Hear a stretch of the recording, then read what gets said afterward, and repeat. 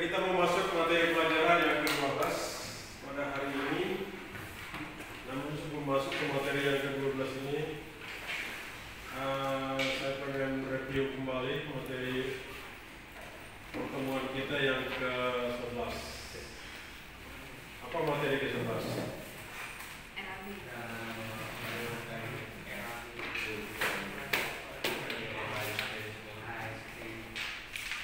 Ya, ASP di dalam materinya adalah rencana anggaran biaya terapi. Dan itu adalah CPMK keberapa?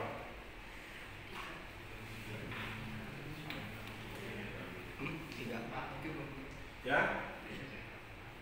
CPMK 4. Nah, kali ini kita masuk ke CPMK kelima.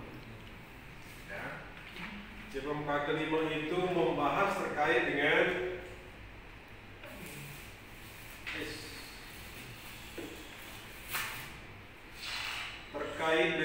penjadwalan.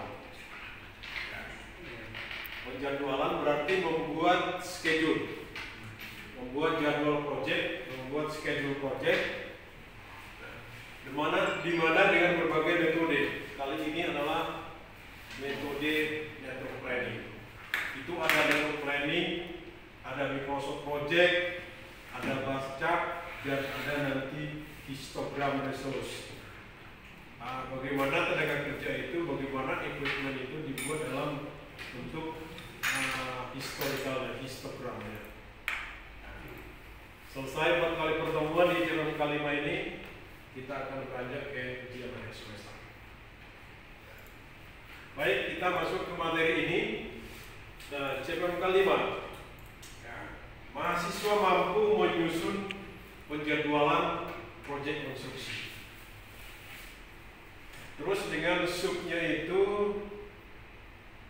penjadwalan dengan menggunakan metode network planning. Network planning. Jadi khusus pada pertemuan yang CPMK kelima bagian pertama ini kita pelajari network planning. Coba.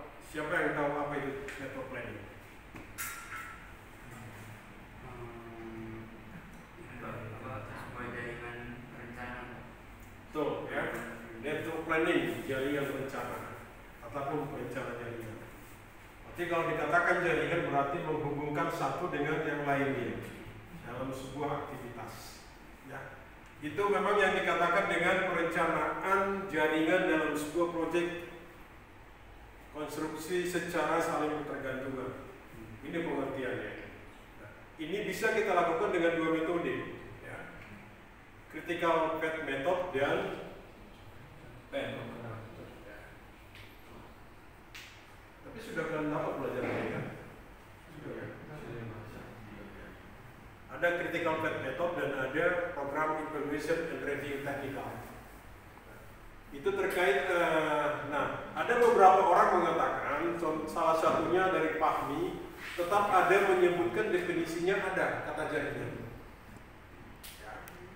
Begitu juga dengan Nur Hayati, dia ada penjadwalan. Dia menyebutkan itu. Nah terus dari Muhardi, ya.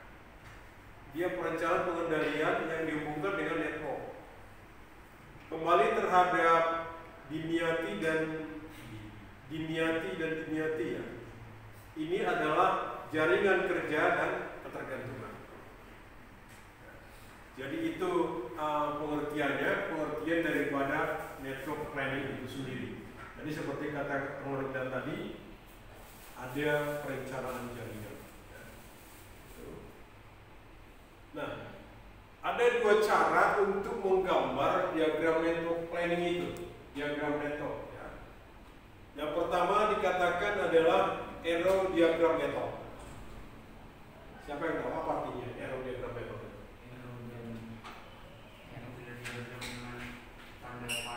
Betul. Arrow panah ya. Terus ada satu lagi dengan PDF.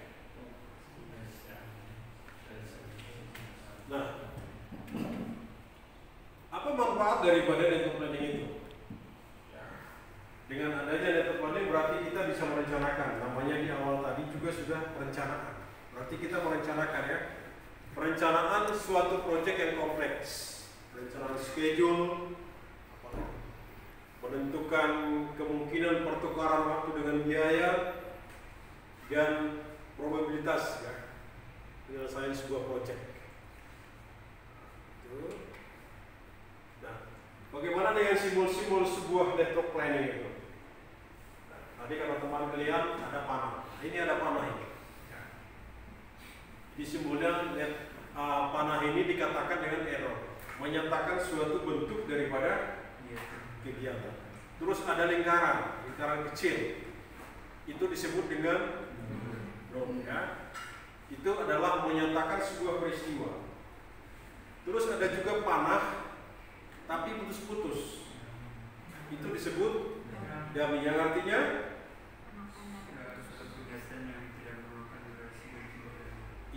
tidak memerlukan durasi.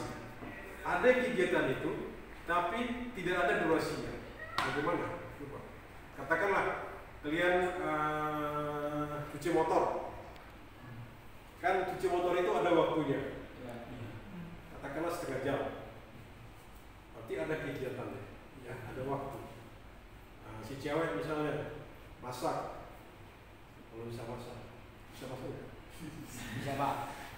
Kan ada waktunya masak, berapa lama? Nah, ini ada aktivitas, ada kegiatan tapi tanpa ada batasan waktu. Berarti itu yang dikatakan dengan dummy ya. Ya, pikir sudah pada paham. Nah, ini bentuknya ya. Yang tadi perencanaan jaringan itu atau network planning dikatakan ini bentuknya. Ada bentuk lingkaran, terus ada bentuk lingkaran juga dihubungkan oleh arrow. Nah, ini ada penomorannya. Di atas ini kegiatan, nama kegiatan, terus di bawah durasi. Di sini ada LS, ada ES, ada EF dan ada LF. Apa itu ES?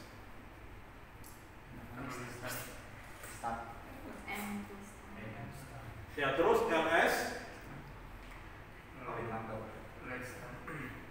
iya, paling lambat atau bahasa Inggrisnya latest start. Nah, ini berbicara terkait dengan start, early dan latest. Ini berbicara terkait dengan finish, ya. Early dengan latest. Ya. Nah, ini dasarnya, ya. Ini saja dasarnya yang kalian pelajari. Nanti sudah bisa saling menghubung-hubungkan. Tapi di sini ada kata durasi. Bagaimana cara mencari durasi?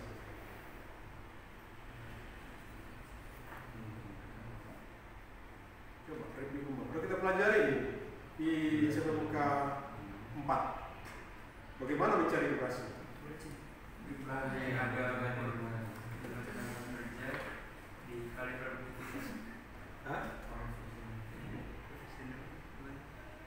Bagaimana mencari durasi?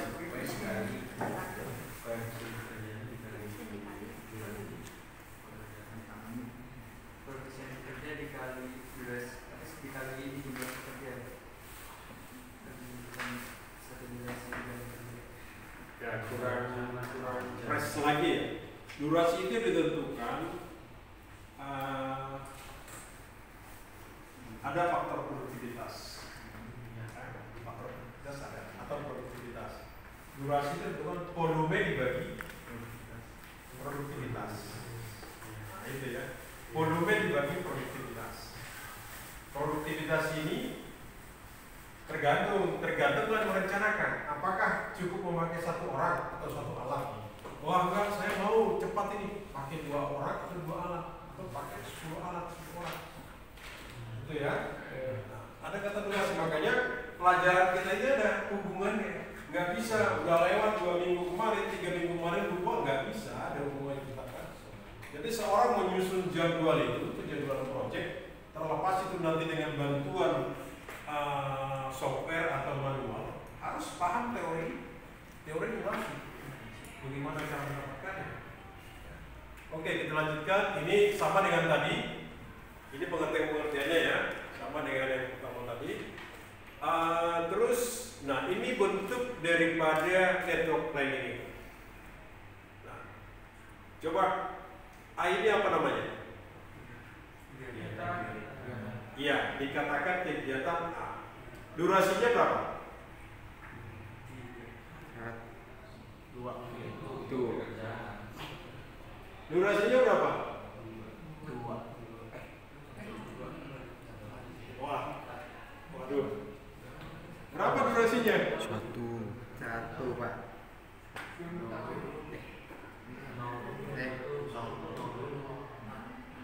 3, Pak.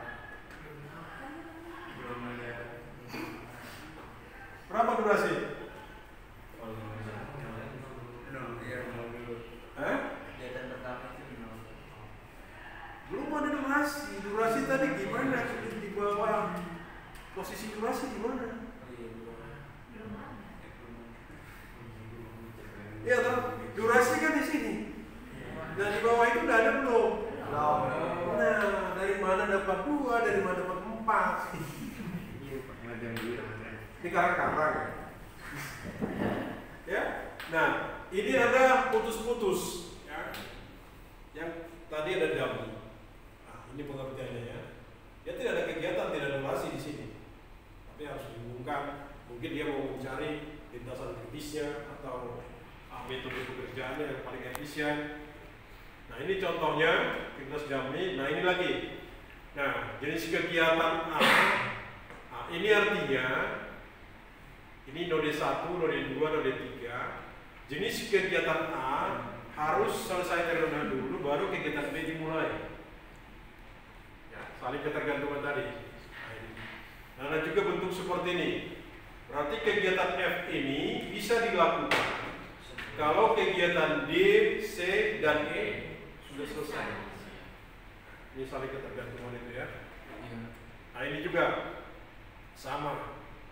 Nah ini kegiatan I dan J dikerjakan kalau G dan H telah selesai. Nah ini balikan tadi, ada juga daminya. Nah ini adalah contoh-contoh daripada contoh planning itu sendiri. Ya. Nah, bagaimana? Sekarang sudah tahu pengertiannya. Apa itu network planning, apa itu simbol-simbolnya, terus bagaimana membuat sebuah penjadwalan dengan network planning. Ya, inti itu. Apa yang pertama? Ya. Ini yang pertama harus punya misi dulu, misi dan goal dari project itu. Tujuannya untuk apa? Setelah itu identifikasi semua pekerjaan pada yang harus diselesaikan dalam sebuah project. Identifikasi semua pekerjaan dalam sebuah proyek itu apa namanya? Kembali ke pelajaran kita yang lewat. Apa namanya? Item-item pekerjaan yang ada dalam suatu proyek itu apa namanya? WPS. Ya, work breakdown structure. Nah ini mengidentifikasi ini. Mengidentifikasi urutan pelaksanaan pekerjaan sehingga pekerjaan berlangsung secara sistematis. Itu apa? Kalau di materi kita, metode pelaksanaan perkuliahan di awal. Ya. Terus identifikasi waktu pekerjaan setiap pekerjaan yang ada. Waktu pekerjaan artinya durasi. Ya. Jadi semuanya berhubungan. Nggak bisa, udah itu udah 3 minggu kemarin lupain aja, enggak, semuanya berhubungan ya. Nah, terus setelah itu apa? Buat diagram. Ya, diagram artinya dengan sudah ada WBS, kita tahu sudah pekerjaan saling ketergantungan. Ini harus selesai dulu, baru ini. Ini dulu, contohnya seperti membangun sebuah rumah. Contoh sederhana. Apa dulu yang dikerjakan? Antara fondasi dengan struktur atas atau kolom, apa dulu dikerjakan? Fondasi. Juga mungkin orang bisa mengerjakan kolom kalau fondasi belum. Nah, gimana bisanya? Kolom di atas fondasi nggak ada, gimana nyantolnya, gimana berdirinya gitu. Nah, itu adalah urutan ketergantungan tadi. Terus apa lagi? Tentukan jalur kritis. Ya, ini schedule sudah. Menghitung deviasi jalur kritis yang project. Mungkin nanti ada sudah rencana, schedule rencana, namun dalam kenyataannya ada juga segi pelaksanaan mungkin ada perbedaan. Bisa-bisa dia maju dari rencana atau mundur dari rencana. Itu. Nah, terus menghitung biaya nyata proyek. Ya, itu juga ada kegunaan daripada network planning. Nah, yang terakhir itu mengevaluasi alternatif. Itu tadi ada kata durasi. Dari aktivitas A, kegiatan B diperlukan bukan dari nodal 1 ke nodal 2 atau kegiatannya A dengan durasi sekian hari. Nah, di dalam itu sudah direncanakan dalam pelaksanaan nanti ternyata lewat dari situ. Nah, dievaluasi berarti apa yang harus dilakukan. Nah, ini contoh. Contoh tolong diperhatikan ya. Contoh nomor 1 ini apa tadi namanya?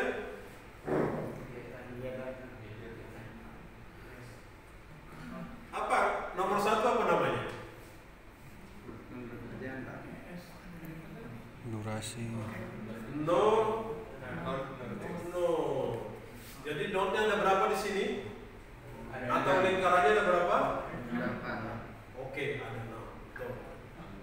Terus 4 ini apa namanya?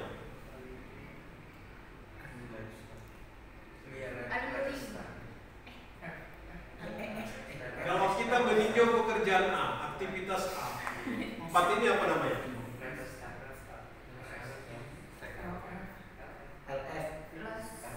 LF, latest finish.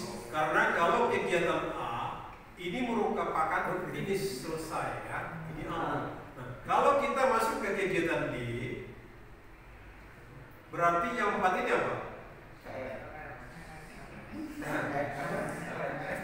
Dia sudah jadi start. Berarti apa namanya di sini? LS. Latest start. Ya. Oke, saya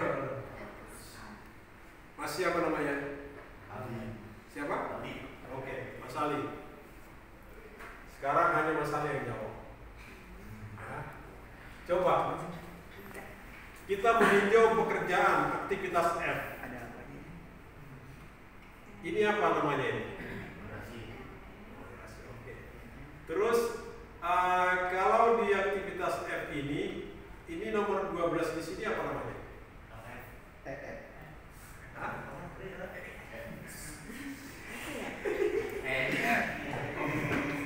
Hah? Apa namanya? Enfin.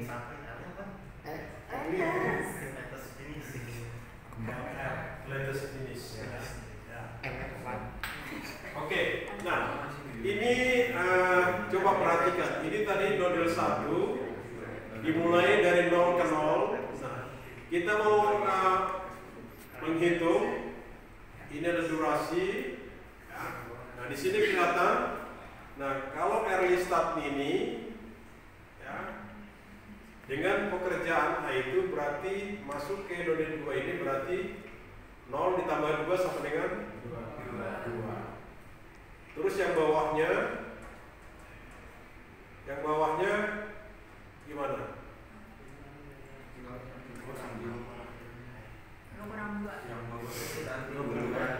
Berarti kan belum nyambung ya. Oke, kita hitung dulu yang atas saja.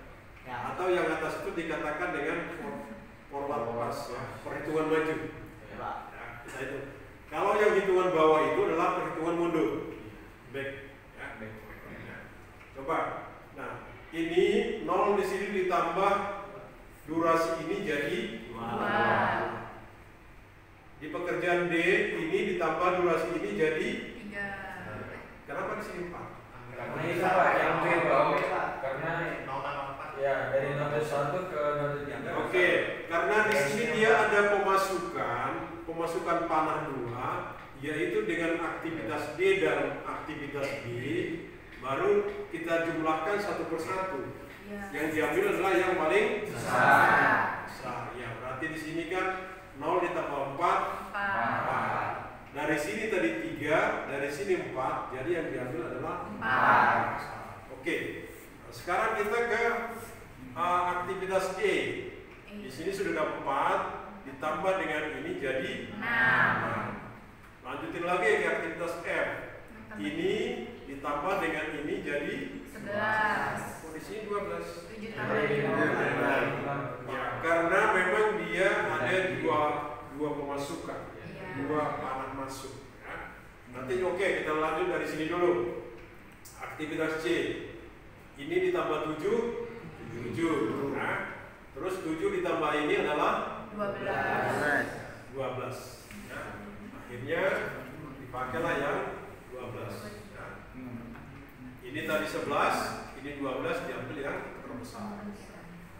Itu perhitungan maju. Sekarang perhitungan mundur. Perhitungan mundur mulai dari sini, ini sama ya, itu sama. Ini tadi udah ketemu, ini kan langsung ke bawahnya. Perhitungan mundur. Ya. 12 dikurang 5. ini. Terus ini dikurang ini jadi ini. Sama juga dari sini. Ini dikurang ini sama dengan ini. Dikurang ini sama dengan ini. Ini dikurang ini sama dengan ini. Ya. Ini dikurang ini sama dengan 2. Ini dikurang ini sama dengan 1. Ya. Tapi kok lihat dong. Paling kecil. Ini kan ada 3 pemasukan. 7 kurang 7 ya? Iya. Ada 3 kan? 3. Nah, kalau maju itu ambil yang terbesar, Mundur ambil yang kecil. kalau mundur ambil yang Kecil. kecil. Oke, paham ya? Ada yang bertanya? Itu kenapa 4-nya dimarahin? Maksudnya di bawah gitu Pak? Kenapa? Yang nomor 4 kenapa di Oh, nanti. Oh, Di slide berikutnya nanti akan ketahuan. oke. Sampai di sini apa pertanyaan dulu? Itu nanti. Pak. Ada? Tidak. Paham semua? Restu paham? Oke ya. Santai. Ini contoh yang lain. Ya. Contoh yang lain sama juga. Mau itu nodnya lingkaran atau kotak boleh-boleh saja. Yang penting dia di situ ada nomor nodnya, terus ada LS atau LF, ada atau ES atau F ya. Nah ini salah satu contoh yang lain juga hampir sama dengan mirip yang tadi. Jadi nanti dipelajari detailnya di rumah ini ya. Nah sekarang masuk kita ke lintasan kritis. Ini nanti menjawab pertanyaan Cindy tadi. Kenapa merah? Ada lintasan kritis. Apa itu lintasan kritis?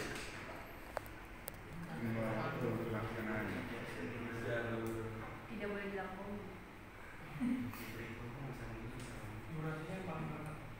Kenapa? Paling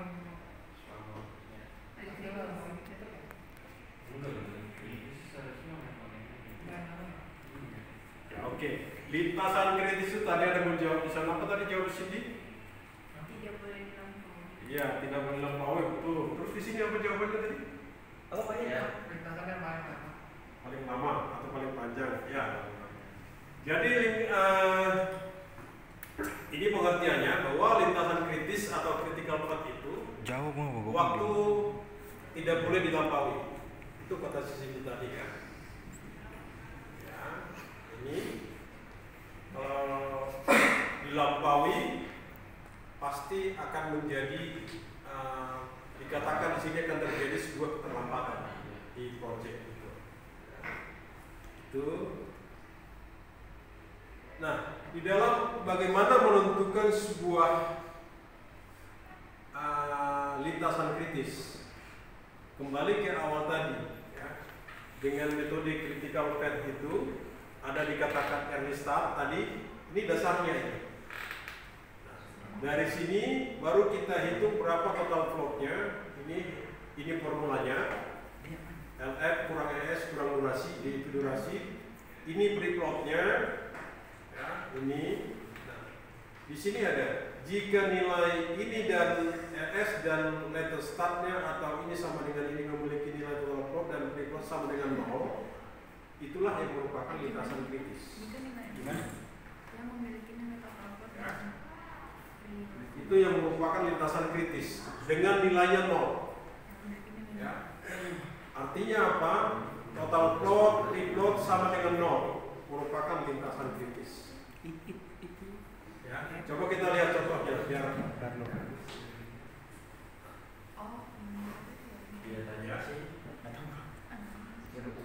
Tadi pertanyaan Cindy, kenapa warnanya beda? Nah, ini merupakan lintasan kritis. Apa tadi pengertiannya? Yang tidak boleh terlampaui. Iya, itu artinya. Bagaimana menentukan itu? Coba dilihat. Kalau kita kurangkan 12 dikurang 7 berapa? 5. Bawah 12 kurang 7 berapa? 5. 5 kurang 5? 0. Tadi di petunjuk awal Itu Iya. LS kurang SS. berarti dia adalah lintasan kritis. Coba kita coba ini.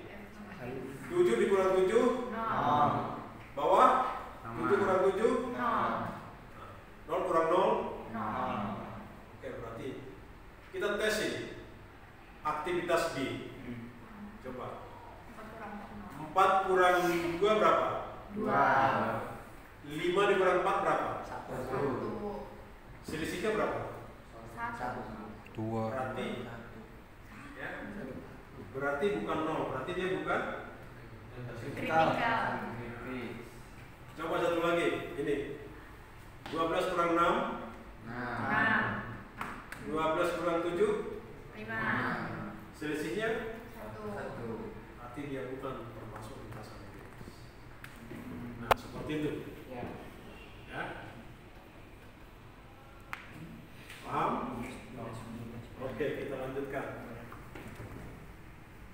Nah, dari perhitungan tadi, dari perhitungan ini, ya, dimasukkan dari mana didapat? Sebenarnya dari tabel ini. Ya, di sini ada kegiatannya, ada durasinya.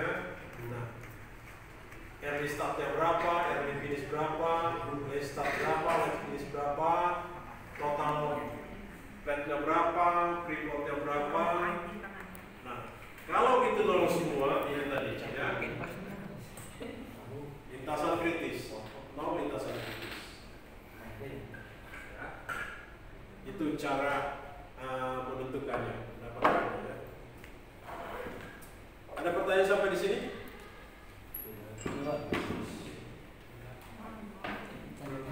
Aman? Oke. Kalau sudah aman, kita akan masuk ke evaluasi. Di sini kelihatan sudah amannya di evaluasi. Iya. Apakah disimak tadi penjelasan tadi atau hanya bagaimana? Di sini kelihatan nanti. Coba masuk. Biasa, Pak.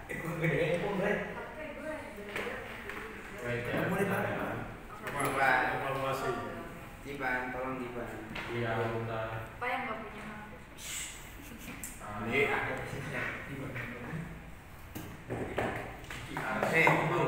Sudah. Sudah ada masuk? Belum, Pak. Saya sudah, Pak. Ada terjadi.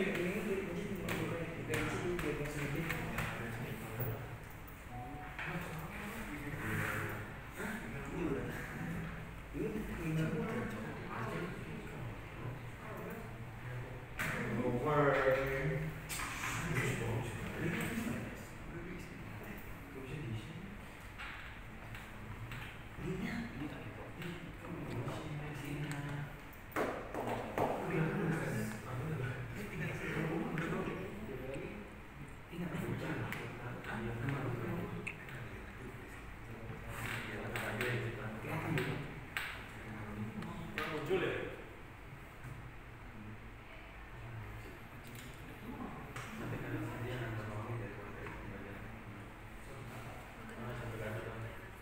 Sudah ada yang menjawab satu orang durasi.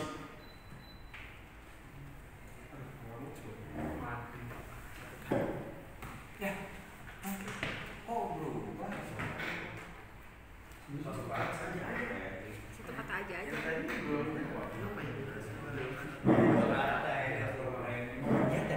Yang diminta satu kata ya, bukan 2 kata, 3 kata.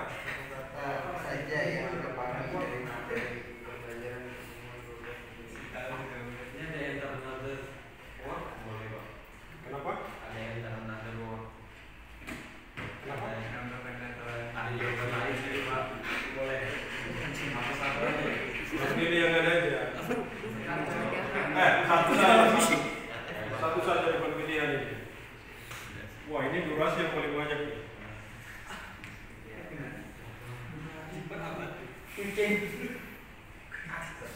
Ini kenapa ya? Siapa yang nggak mau main ini?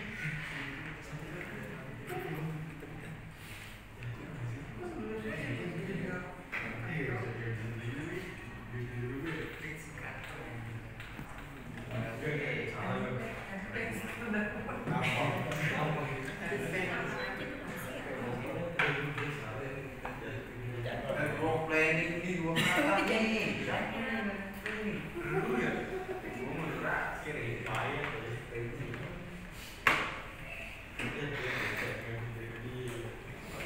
Kadang ngomong.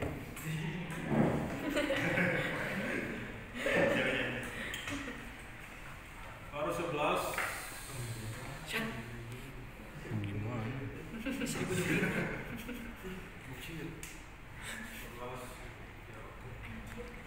Oke, lanjut ke nomor 2. Mau ambil HP lu,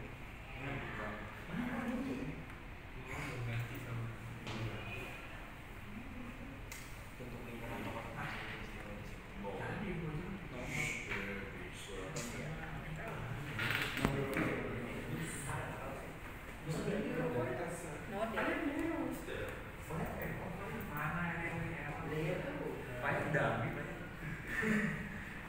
Nggak usah.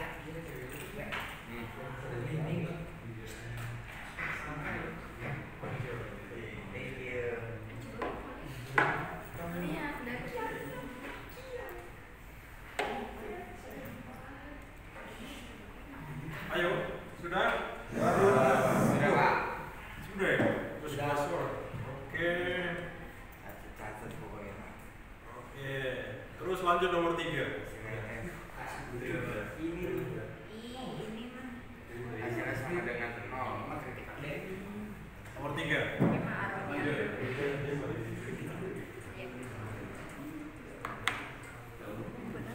Buat rambut kan ya? Satu pas isikan kaki Buat rambut jorok. Ayo sudah satu orang lagi ya. Ya, satu lagi. Satu lagi. Oke. Wah, luar biasa. Luar biasa. Upload dulu.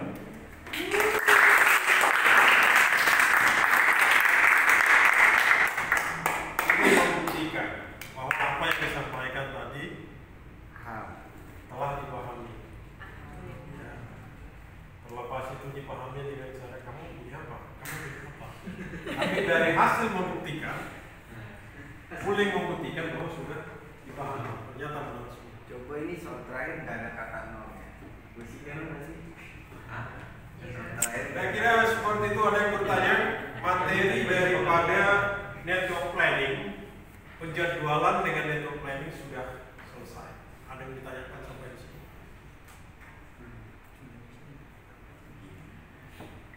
Silakan kalau ada yang mau ditanya sebelum kita masuk ke latihan atau kuis. Pak. Ya. Contoh kegiatan kami itu benar-benar dari kegiatan proyek itu contohnya apa? Di dalam project dan itu dia tidak ada aktivitasnya, tapi diperlukan dia ada. Ya. Misalnya untuk menghubungkan satu aktivitas yang di atasnya dengan yang lain, tapi tidak ada aktivitas di situ, hanya untuk penunjuk jalur saja. Apa biasanya kalau dalam project itu ya? Katakanlah ada pekerjaan A di dalam pekerjaan B. Terus di situ ada juga apa namanya penghubungan keluar itu seperti CSR, berhubungan ke masyarakat. Tapi tidak perlu tidak menggabung sebuah proyek itu, makanya juga kira seperti itu. Ada lagi? Hanya intinya dalam itu hanya membuat sebuah jalur. Bisa nanti ada jalur pekerjaan untuk sebagai penghubung, ya penghubung saja. Ada yang mau bertanya lagi? Sudah? Kalau sudah, kita akan masuk ke latihan-latihan.